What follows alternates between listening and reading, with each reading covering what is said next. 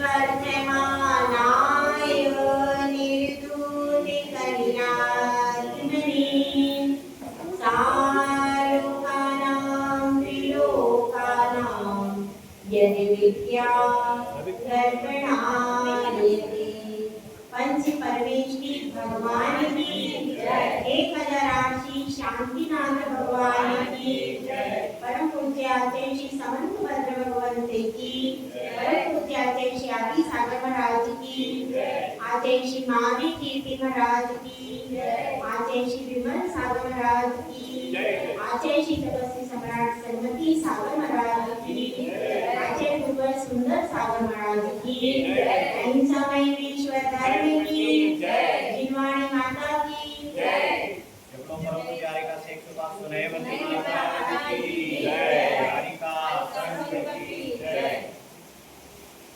इस जीवन में हम सब किसी न किसी संघर्ष में डूबे हुए हैं।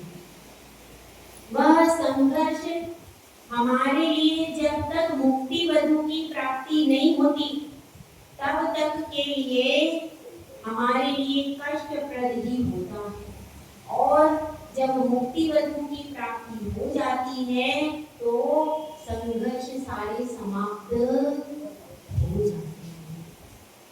आचार्य श्री समर्थ भद्र स्वामी अपने इस रत्न गरंड शावकाचार, ग्रंथ का नाम क्या है? रत्न का अर्थ क्या है और करंड का अर्थ क्या है हम समझते हैं। रत्न का अर्थ होता है बाहर के रत्नों की बात नहीं है, यहाँ पर रत्नों की बात है सम्यक दर्शन, ज्ञान और चारित्र्य।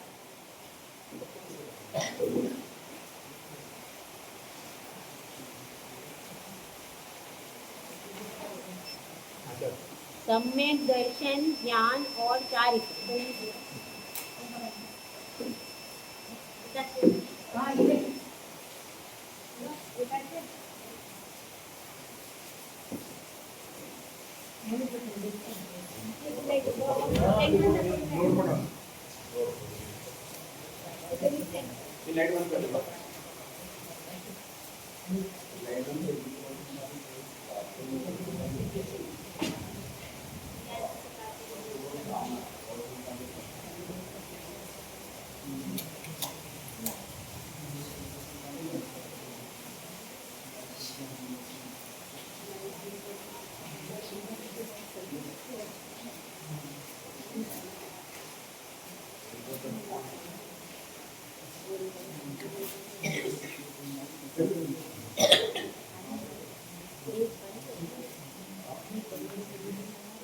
करने से पहले 6 बातों का ध्यान रखा जाता है।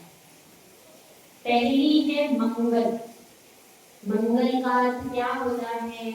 जो पाप को गलाए और पुण्य को लाए, उसको क्या कहते हैं? मंगल। मम का अर्थ होता है पाप। मम का अर्थ होता है पाप, और गल का अर्थ क्या है? गलाने वाला। तो जो पाप को गलाता है वह क्या कहलाता है? मंगल। और मंगम का अर्थ क्या है? पुण्य। तो जो पुण्य को लाता है वह क्या है? वह भी मंगल है। यानी जो पाप को गलाता है और पुण्य को लाता है उसको क्या कहते हैं? मंगल। ठीक है, यह तो समझ में आ गया। तो इसीलिए प्रारंभ में मंगलाचरण करते हैं। मंगल आचरण, जिन पूज्य पुरुषों का आचरण मंगल रूप है उनके बारे में उनका ही मंगलाचरण किया जाता है। जिनका आचरण मंगल रूप नहीं है उनका मंगलाचरण नहीं है। तो अब अपन इसमें समझते हैं मंगल। दूसरी चीज क्या है? किसी भी शास्त्र के प्रारंभ में 6 बातों का ध्यान रखा जाता है। पहली बात क्या हो गई? मंगल। दूसरी चीज क्या है? निमित्त। उस ग्रंथ को लिखने में कोई ना कोई निमित्त होगा। जिस निमित्त के लिए यह ग्रंथ लिखा गया, तो रत्नगंज शावकाचार्य लिखा गया है? श्रावकों को चर्या का बोध कराने के लिए लिखा गया। ये इसका क्या हो गया? निमित्त। फिर हेतु अर्थात इसका उद्देश्य क्या है? इसका उद्देश्य यह है कि इसके द्वारा पढ़ करके लोग ज्ञान प्राप्त करके आचरण में आगे बढ़े। मंगल निमित्त हेतु, उसके बाद परिमाण। परिमाण मतलब कितने श्लोक इस ग्रंथ में है, कितने अधिकार इस ग्रंथ में। तो इस ग्रंथ में 3 अधिकार है, सम्यक दर्शनाधिकार, सम्यक ज्ञानाधिकार और सम्यक चारित्राधिकार। 3 तो अधिकार है। और क्या है? 350 श्लोक है इसके अंदर। कितने हो गए? 350 नहीं, 150। कितने हो गए? 150 सूत्र है इसके अंदर, 150 श्लोक है और 3 अधिकार है। समझ में आया कि क्या हो गया इसका परिमाण? मतलब कितना बड़ा यह ग्रंथ है। कौन सा ग्रंथ? रत्नकरण शावकाचार्य जिस ग्रंथ को हम पढ़ रहे हैं वह ग्रंथ कितना बड़ा है, ये पता चल गया। इसके बाद परिमाण, नाम क्या है ग्रंथ का? रत्नकरण शावकाचार्य। अब छठी बात आती है, क्या? कर्ता। क्या? इस ग्रंथ के लेखक कौन है? इस ग्रंथ के लेखक कौन है? तो इस ग्रंथ के लेखक कौन है? आचार्य श्री समंत भद्र स्वामी इसके लेखक। अब देखिए, एक बार पुनः दोहराती हूँ, किसी भी ग्रंथ को प्रारंभ करने से पहले 6 बातों का ध्यान रखा जाता है। वह 6 बातें कौन कौन सी हैं? पहला है मंगल, दूसरा है निमित्त, तीसरा है हेतु, फिर परिमाण, नाम और कर्ता। 6 बातें हो गई पूरी। ठीक है, तो अब अपन इसमें समझते हैं कर्ता कौन है? आचार्य श्री समंत भद्र स्वामी। आचार्य श्री समंत भद्र स्वामी बहुत अच्छे साधक थे। बहुत ही कठिन उनकी साधना थी और अपनी साधना में हमेशा अग्रणी रहते थे। लेकिन देखिए, कर्म कैसी चीज है? कर्म का उदय ऐसा होता है कि उस कर्म के उदय से तीर्थंकर भी नहीं बच पाते। जब तीर्थंकर मुनिराज के रूप में होते तो उनके ऊपर भी उपसर्ग हुए कि नहीं? महावीर भगवान के, महावीर मुनिराज के ऊपर उपसर्ग हुआ है, पार्श्वनाथ मुनिराज के ऊपर भी उपसर्ग हुए। तो फिर दूसरे मुनिराज की तो बात ही क्या है? तो ऐसे ही वे महामुनिराज जो समंत भद्र स्वामी थे, उनके ऊपर क्या हो गया? उनको भी कर्म का उदय आ गया। कर्म के उदय से उनके शरीर में भस्मक व्याधि हो गई। भस्मक व्याधि कैसी होती है? भस्मक व्याधि का अर्थ होता है जो भी हम खाते हैं वह भस्म हो जाता है। जैसे कि अग्नि रखी, आग जल रही हो, आग में आप जो भी डालेंगे वो क्या हो जाएगा? भस्म हो जाएगा। इसी तरह से आचार्य श्री समंत भद्र स्वामी जो थे उस समय मुनि अवस्था में, आचार्य बाद में बने, उस समय वे मुनि अवस्था में थे और उस समय उनकी ऐसी व्याधि हो गई, क्योंकि एक ही बार भोजन मिलता है मुनि अवस्था में, और वह भी चौके में जितना मिल गया, आहार में जैसा मिल गया उतना ही लेकर के आना पड़ता है। अब जब वो जितना चौके में आहार करते, लेकिन वो तो तुरंत ऐसा भस्म हो जाता जैसे कि अग्नि जलती हो और उसमें ईंधन भस्म हो जाता। अब वह भस्म हो जाता तो उनको बहुत ज्यादा तीव्र लगने लगती और उनको उससे इतनी वेदना होती कि वे वेदना का प्रतिकार करने में समर्थ नहीं होते। जब उनकी यह दशा देखी तो गुरुदेव से उन्होंने निवेदन किया, हे गुरुदेव, मैं तो समाधि करना चाहता हूँ। गुरुदेव कहते हैं तुम तो युवा हो, तुम तो युवा हो, अभी तुमको स्वाध्याय करना चाहिए, तपस्या करना चाहिए, अभी तुम्हारी समाधि की उम्र नहीं है। तो वे कहते हैं यह रोग इतना भयानक है, मैं जो भोजन करता हूँ वह भस्म हो जाता है। अब मैं क्या करूं, क्योंकि उससे भूख की इतनी वेदना होती है कि मैं वेदना को सहन करने में असमर्थ हो रहा हूं। तो इसलिए आप मुझे संलेखना दे दीजिए।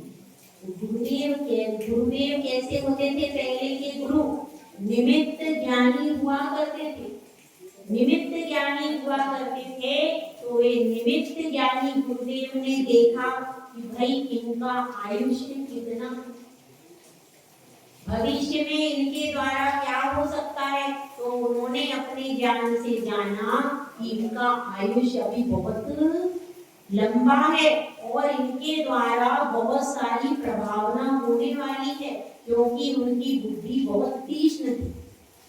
तो उसको जान करके गुरुदेव ने कहा कि अभी आपकी समाधि की अवस्था नहीं है, आपके द्वारा भविष्य में बहुत सारी प्रभावना होने वाली है, इसलिए अभी आप क्या कीजिए, अभी आप पहले इस रोग के शमन का उपाय कीजिए। तो अब उन्होंने क्या किया कि इस मुनि अवस्था में तो यह रोग का शमन होना संभव ही नहीं है। तो अब वो क्या करते हैं, अब वह गुरु की आज्ञा से, यह बात ध्यान रखना, अगर कोई व्यक्ति स्वयं की इच्छा से अन्य पद में चला जाता है तो उसमें अपराध किसका है? उस व्यक्ति का। इसीलिए गुरु जरूर होना चाहिए। भले ही आपने दीक्षा ली, दीक्षा के बाद भी अगर कोई परेशानी आएगी तो उसको कौन सॉल्व करेगा?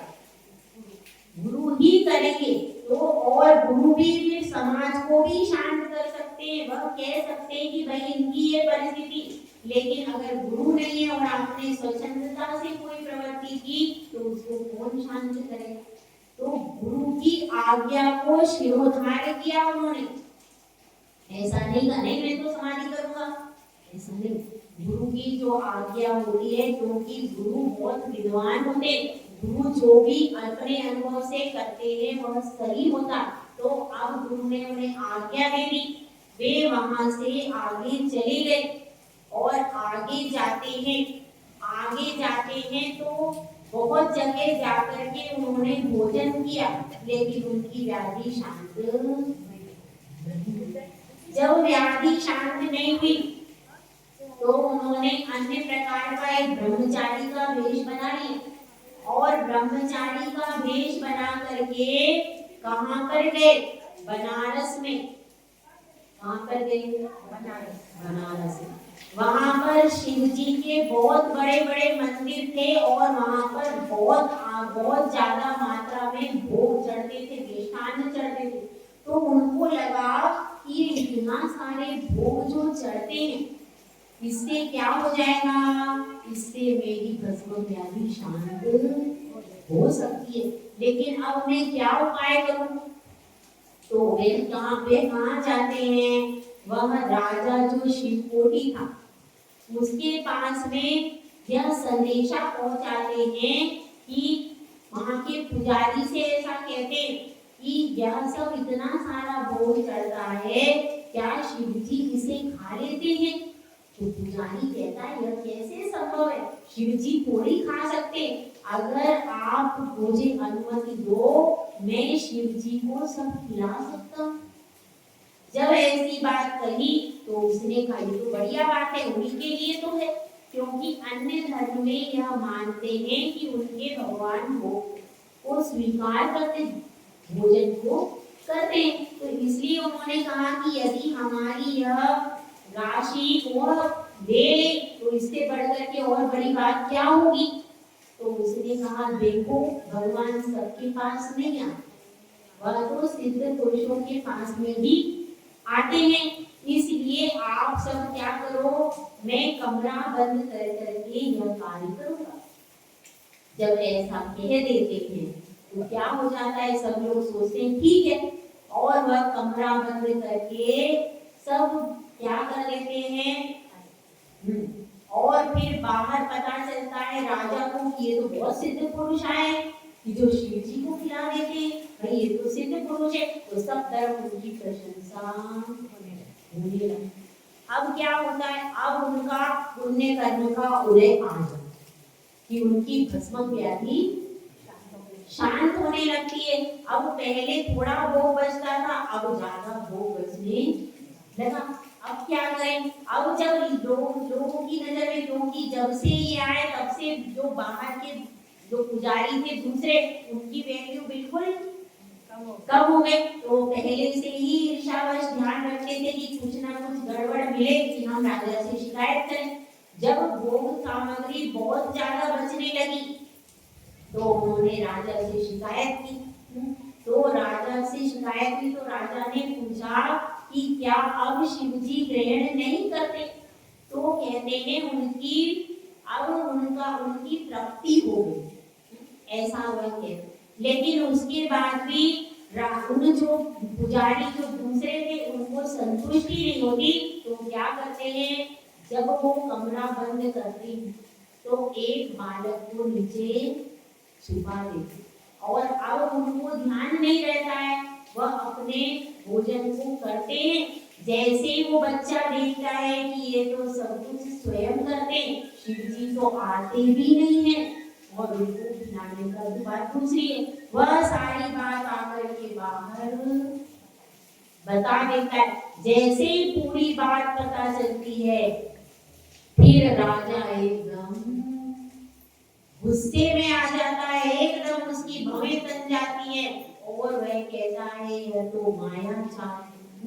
इसमें इन्होंने क्या किया है, इन्होंने कहा है कि मैं शिव जी को भोग खिलाता हूँ, लेकिन नहीं खिलाया। तो अब वह पूछते हैं कि तुमने हमसे झूठ क्यों बोला।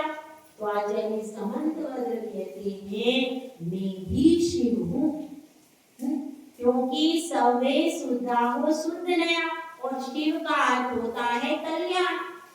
तो मैं स्वयं सिद्ध हूँ। शिव का अर्थ होता है सुख का कारक होता है शिव शब्द, शंकर शब्द सुख का वाचक है। तो मैं स्वयं शिव हूँ, ऐसा वह कहते।